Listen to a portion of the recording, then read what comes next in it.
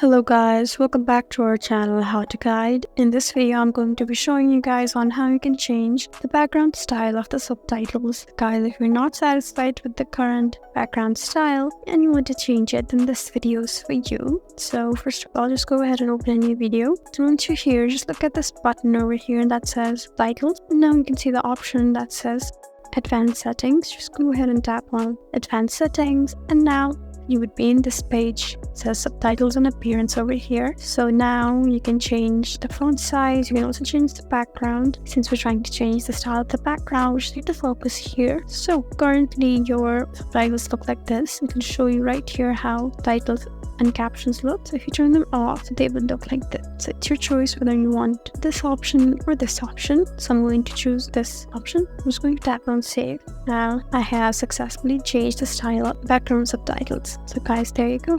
That's how you change the background of subtitles. I hope this video was helpful.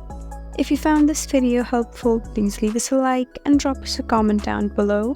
And if you want more helpful videos like these, then please subscribe to our channel. We'll see you again next time. Thank you for watching.